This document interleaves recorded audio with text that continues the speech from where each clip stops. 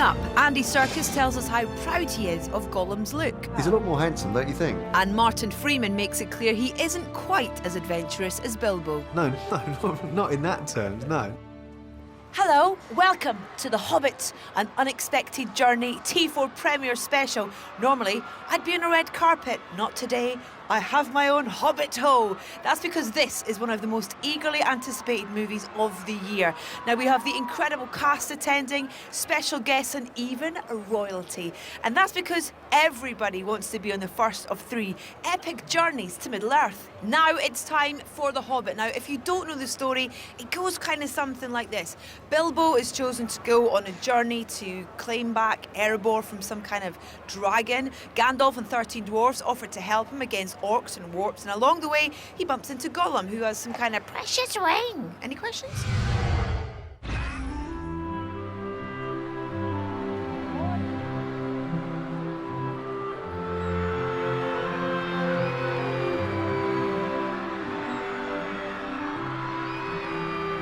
It's the man of the moment. You might have seen his face around Leicester Square just briefly. It's Martin Freeman, his lovely wife Amanda. How are you both? Yeah, very well. Used to this kind of stepping out of the car and it being like a gazillion people? No, not quite. It takes a little bit of getting used to. It's amazing. I've never known a reception like it. Sylvester, great to see you. What goes through your mind when you kind of step out the car to this reception for this film that you're part of? Kind of joyful madness. Now, am I right in thinking that Peter Jackson said that you're the closest person he's ever met to a hobbit? I mean, given that he loves hobbits, I think that's a compliment. Sorry, Ian. I mean, you've done this before. It's always thrilling. I mean, it's a great encouragement when you're making these films to know that there's a really excitable audience waiting for whatever you come up with. I was very excited when Peter decided to weave Galadriel back into the story. Yes, there was a lot of affection between Kate Blanchett and me, and it comes out on the screen between Galadriel and Gandalf. People are wondering if they're having an affair. Well, my lips are sealed. They're so full of passion, these fans. You know, they are so devoted, and over the years, it's just, you know, it's sort of built and built. I mean, they've been so hungry for these films. It's Tolkien. It's a different tone to The Lord of the Rings. I love the fact that it was written more as a children's tale, and it gave us a chance to have a little bit more comedy than The Lord of the Rings. Hello, world. Hello, universe. Hello, everyone. It's Gollum. And Smeagol. Yes, and Smeagol. Goodbye.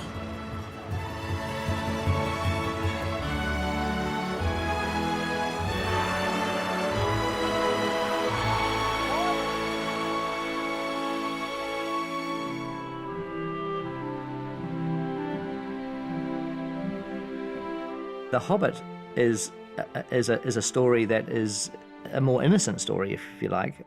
We join Bilbo in this as the book The Hobbit does, as a kind of home-loving, fairly solitary, middle-aged hobbit. The Hobbit is an adventure story, and the person who goes on the adventure is the Hobbit. Bilbo Baggins. I'm looking for someone to share in an adventure. He's set in his ways, you know. He's got his routine and he likes it, and he sees no reason why it should be upset. Mr. Baggins? At your service. I can't just go running off into the blue. I am a Baggins of Bag End.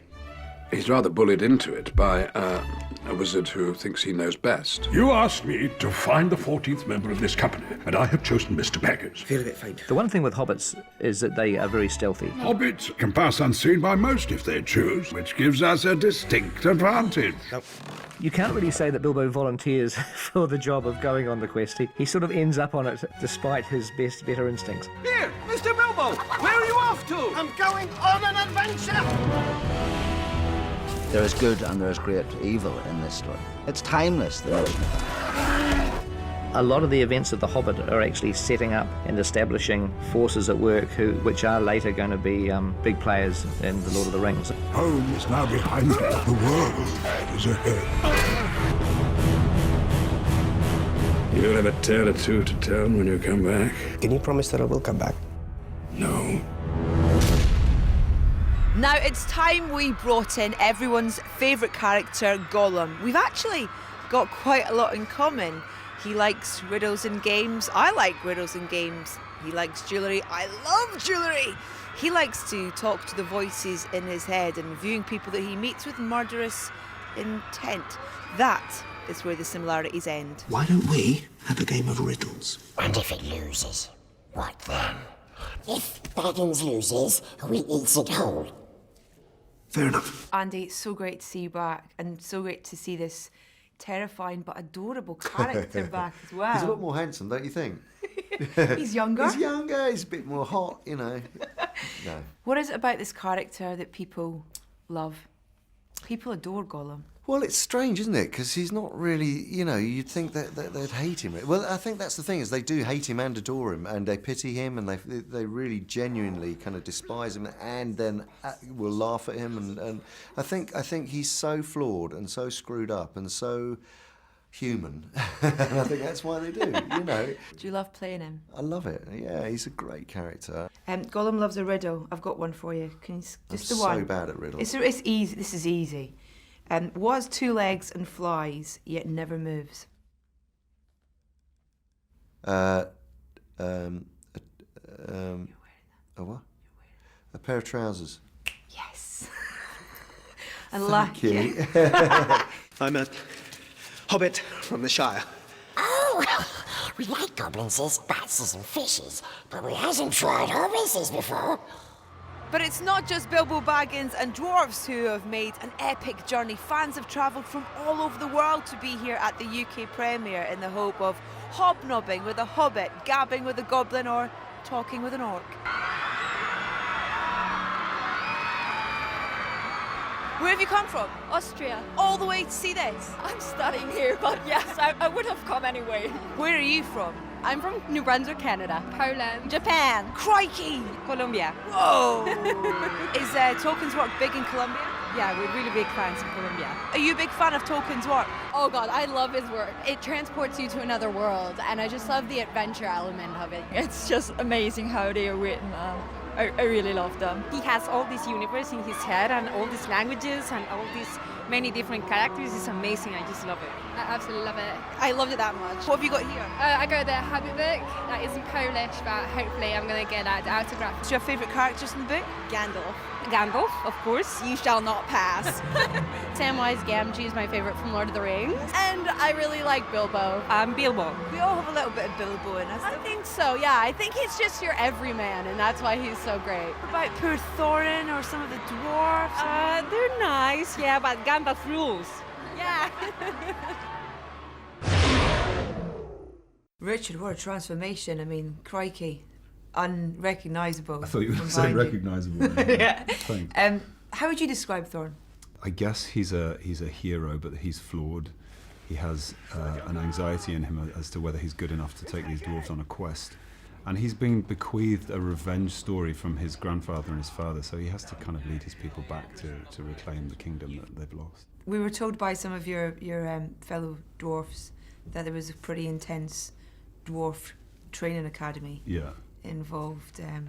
Boot camp. Yeah. Yes, and we wore boots, and Martin Freeman described it as being quite camp. So yes, he hit the nail on the head. But Terry Notary, he always described the dwarves as having balls of stone.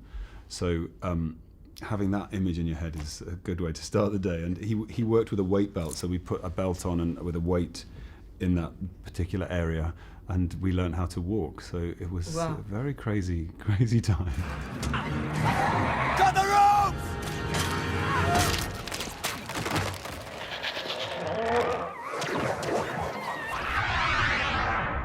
Now, when it comes to wizards, I like mine with big pointy hats, long flowing cloaks, and the biggest beards you can find.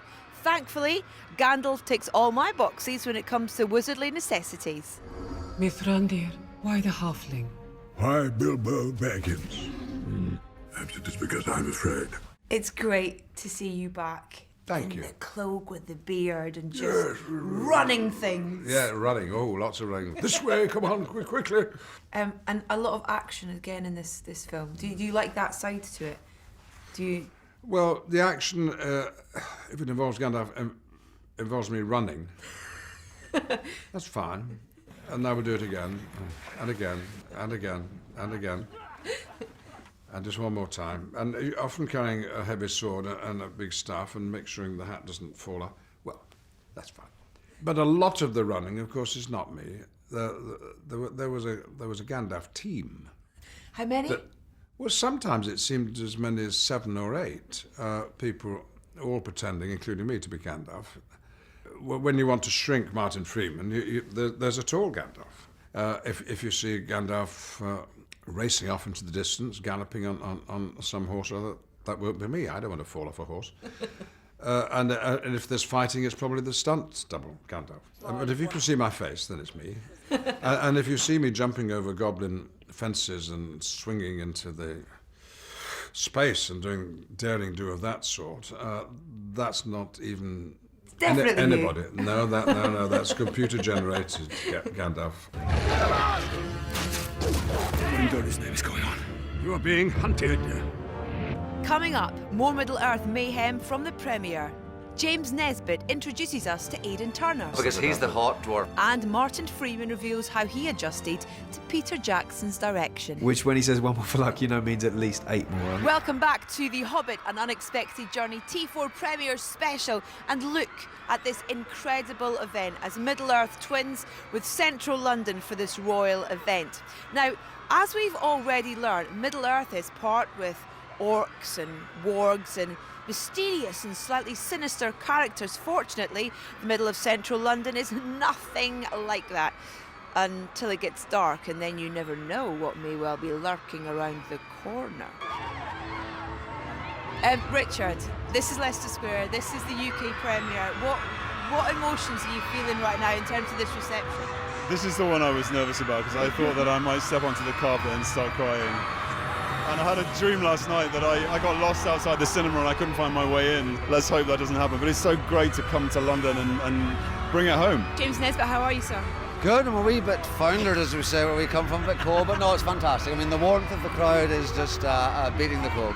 I mean, I don't have this outside my house every day. I mean, maybe I should. And nice to see you all looking smart. No, I haven't put on a suit in a long time. I feel amazed. I'm going to do it more often. This is an actual bow tie. If it comes undone, I'll never be able to put it on again. What's great about the dwarfs is that each one has their own individual characteristic. How would you describe your character? I think he sort of idolises Thorin and tries to be brave and courageous like his uncle, you know. I would say Buffer's quite childlike and playful. He's funny and brave.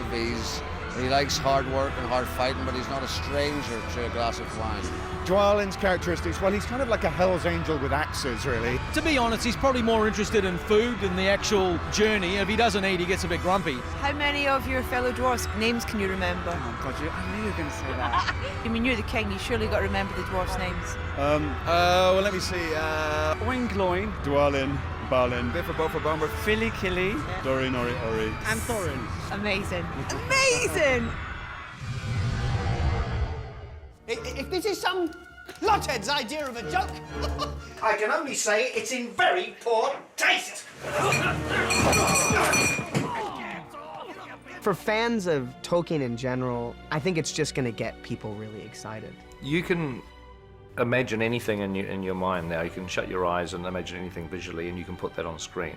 The trick is that what is an interpretation of Tolkien, I mean, it's always going to be very personal, so I try to make the movie that I'd like to see. I've been asked by so many people about, what it feels like to be back or to have been asked to come back, and it's just it's a total thrill. It's an amazing thing to be able to return to something that was begun 12 years ago. And it still smells of trouble. Everybody that we asked to come back said yes, which was great. If Ian McKellen, for whatever reason, had said, listen, I've done Gandalf once, I don't want to do him again, I would never have made the film. I mean, I couldn't have directed the film with somebody else playing Gandalf. It would have broken my heart. How's that look? The casting of Bilbo was absolutely essential because, if that character didn't work, the film wasn't going to work. I mean, it was the most important piece of casting. And we always wanted Martin Freeman. There was something about Martin that we thought captured the essence of Bilbo. It's, the fact that he's a great dramatic actor, but he has that brilliant comic timing. We needed someone that could do both. One of the scary things about adapting The Hobbit is the fact there's 13 dwarves is really the bulk of your cast. And differentiating those characters was important. What happens when the pub's open when dwarves are around? Each of these dwarves have a role to play in the story. It was very important to us that we were able to give them their own personalities. Don't like green food. Have they got any chips? The visual effects on The Hobbit have certainly advanced a lot in the 10 years since we did The Lord of the Rings. You know, I always had a desire to want to do digital orcs and goblins back in The Lord of the Rings days, but it wasn't practical. We did Gollum as a digital character, and in a way that was, you know, groundbreaking at that time. But the last 10 years, things have advanced so quickly, and we have completely digital characters now all over the place. The misty mountains cold. I think you're going to see things that you've never seen before in film. I think you're going to believe in the characters. I think you'll go through heartache and horror, through wonder and majesty. The sense of awe you had as a child at things, and I think hopefully you will leave with that awe firmly in place. Now, Bilbo sets off with 13 dwarfs. Thorin, Balin, Dwalin, Bifur, Bofur, Killy, Filly. Who is naming these dwarfs? The Beckhams? Bilbo, allow me to introduce Fili, Kili, Owen, Loin, Dwalin, Balin, Bifur, Bofur, Bomber, Nori, Ori, and the leader of our company, Thorin Oakenshield. James Aiden, congratulations on this. Am I right in thinking that there was an element of dwarf boot camp involved in... There was a lot of preparation for this. We had there was movement classes and dialect coaching and singing lessons and sword fighting, horse riding, stunts. You know, and what an incredible luxury to be afforded that. You know, I mean, that's one of the great things with Pete. I mean, he realised that, you know, this wasn't just another job. This was a lifestyle change, and so as the 13 dwarves go on a journey, so 13 actors are going on a journey. So we had a lot of time to kind of prepare for that, which was great. And to bond and stuff. Yeah. And I imagine with that, there's a lot of on-set kind of jiggery pokery and fun and taking the mick and all. Well, by the time what was good about that is by the time you get to start filming, you're sort of hitting the ground running, you know. And I mean, some of them you want to embrace, some of them you want to hit. But and our first scene was actually in Bag End, where we're wearing these huge costumes and all that in this tiny little set. So it was challenging, but ultimately very rewarding. And quite specific and unique is probably the word I'd use to describe your outfits. Yeah, I mean, I got away with a lot. Some of you were wearing a hat for a long time. Well, because he's the hot dwarf, so he gets to wear very. Yeah. I didn't overheat so much. A lot of the guys had to wear these cooling vests under the costume as well, and plug themselves into an ice box, and it runs cold water on their body. And the guy that plays my brother, Hunter. Bomber, Stephen Hunter, you know, the huge one. He that's ridiculous. I mean, he would sweat in a fridge, to tell you the truth, but I know he's struggling now. And in that whole process of, you know, how a film like this works, a lot of it green screen and that kind of thing. Is, I guess, being in those costumes almost helps create that world around you as well, when a lot of it's not there. Yeah, I know. I don't know if the costumes help so much to create that world, but you kind of just get into it and you get used to it. I mean, when action is called, you kind of just have the other person there, and you kind of just have to look into their eyes and do it. I mean, I don't know if I got distracted so much. I know, but also you'd be surprised we didn't do that much green screen, because there's like 6 or 7 stages, studios there, so they just built the sets constantly. The sets are truly extraordinary, you know. But also we got used to recognising each other as the characters. At the end of the day, because often you would just disappear. So when you saw them like this, you'd think, who's that again? It was more unusual to see them, living ordinary. Hours in makeup then? I was a few now. Well, he was very lucky. 25 minutes. Oh man! Yeah, for the nose, Easy little prosthetic nose. Unbelievable. Why mess with it? You no, know? I was in there for a while. You were. You know, but you get used to it. You just get up 4 in the morning, you go and you sleep, you wake up. You go into the makeup truck looking like George Clooney, and you come out looking like Beaufort. Now our Hobbit Bilbo, well, he's a homely, simple kind of guy who really didn't want to go on an unexpected journey in the first place. But if Gandalf's gamble pays off, it'll make him a man, albeit a teeny tiny little man with pointy ears and hairy feet. My name is Bilbo Baggins. Bagginses. What is Bagginses, precious? So we know Bilbo's an old man, and you get the chance to show us him as a young man. How would you describe him in that younger phase? I suppose before he goes on the journey, we join him at a time in his life where he's very comfortable and very set, I guess. You know, he's set in Hobbiton. He's never been outside the Shire. He's book smart, and he's interested in the world via reading about it, but he hasn't been anywhere. He hasn't actually sort of met anyone, really. That's where he really learns about other stuff about himself and other stuff about how the rest of the world works. You know, there's a great line where Gandalf says, "The world's out there, it's not in your books," and that's, you know, and he has to go out there to really find that. Are you an adventurous person? If a stranger knocked on your door and was like, hey, come on, let's go on an adventure? No, probably not. No, not in that terms. No, I don't think so. But then I think I know literally nobody else who would either. I mean, if a stranger said, come on an adventure, that we'd probably be calling the police, you know, getting someone sectioned. Yeah. Because, I've heard that Peter has this thing where he has this very nice way of getting people to do another take of one more for luck. Yeah, one more for luck, One more for luck. Which, when he says one more for luck, you know, means at least 8 more. I mean, and sometimes... you know, usually actually that's quite a grueling thing, because even in a more sort of sedate scene, you're either carrying something or your feet are killing you, or the lights, you know. So it was quite a knackering job, you know. It was a very sort of grueling job in some ways. So when someone says one more for luck, and before you know that that's a lie, you kind of go, oh fine, okay, one more. But then when you kind of like, this is 6 now, you know, so we would occasionally have a little sweepstake on how many more we were going to do, you know what I mean? And it would usually be about 8 or 10.